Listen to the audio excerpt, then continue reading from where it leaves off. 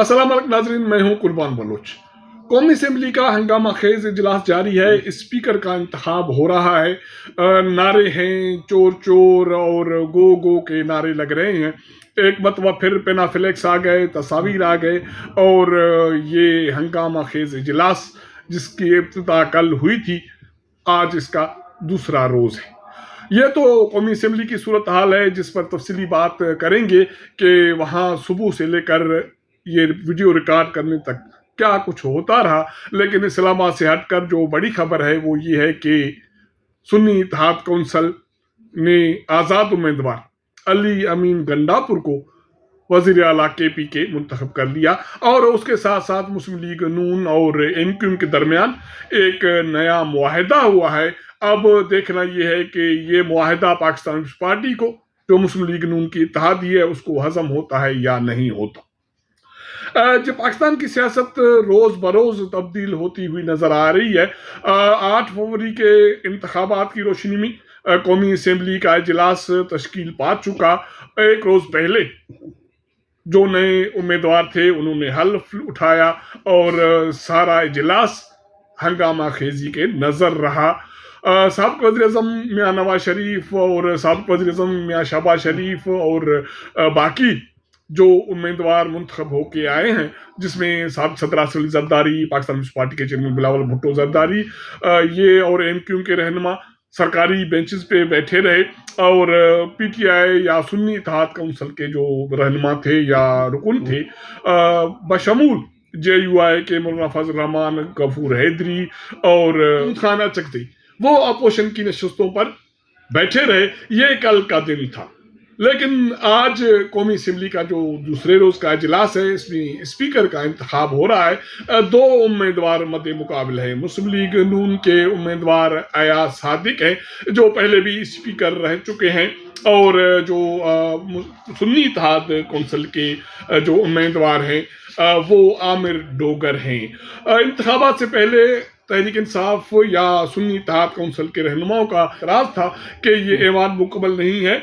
सुन्नी इत्तेहाद council की खवातीन और अक़लियती नशस्तें अभी नामजद नहीं हुई, तो इसलिए ये इंतखाब नहीं हो सकते। और दूसरा उनका ये इल्ज़ाम ये था कि इन हाउस में या ऐवान में बाहर के लोग बैठे हैं, स्ट्रेंजर्स बैठे हैं, जिनको इजलास से बाहर निकाला जाए तब तक ये इंतखाबात कानूनी या आईनी नहीं हो सकते।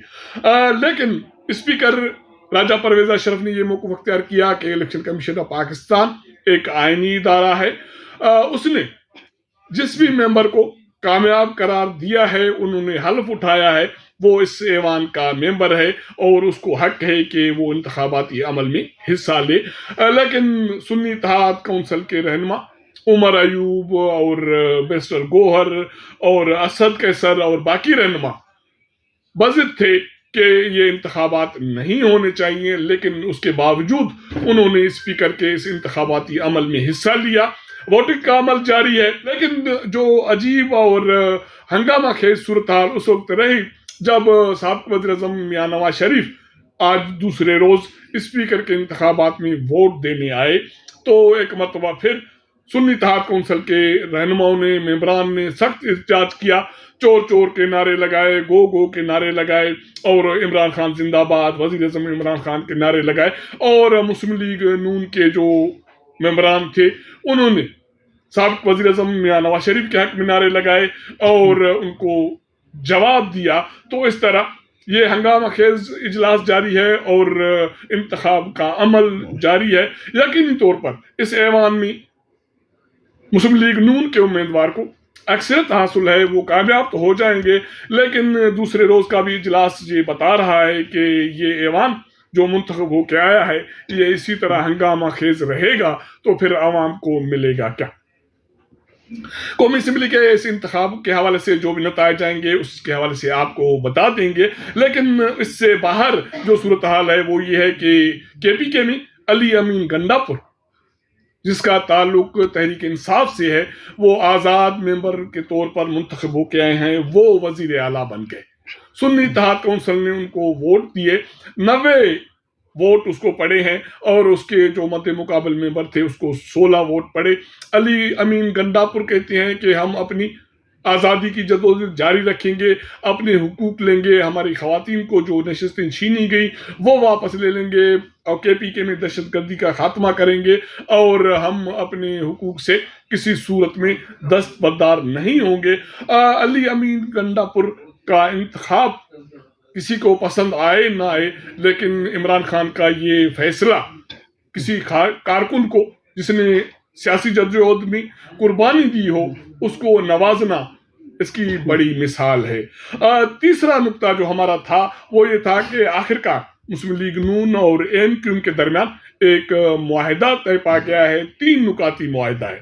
اس میں ایک چیز یہ ہے کہ جو مالی اور انتظامی اختیارات ہیں وہ نچلے سطح تک منتقل کیے جائیں گے۔ اس کے علاوہ NFC کے تحت اضلاع اور ٹاؤن تک جو مالی وسائل ہے ان کی منتقلی کو یقینی بنایا جائے گا۔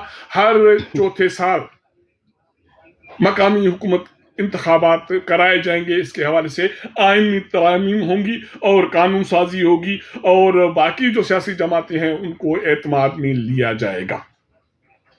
یہ MQM کا جو نقطہ ہے یہ پرانا ہے، جس میں NFC کے تحت اضلاع کے سطح پر اور ٹاؤن کے سطح پر مالی اختیارات کی منتقلی اور جو مقامی حکومتیں ہیں ان کو اختیار دینا، انتظامی اور مالی اختیار دینا، ان کو بااختیار بنانا۔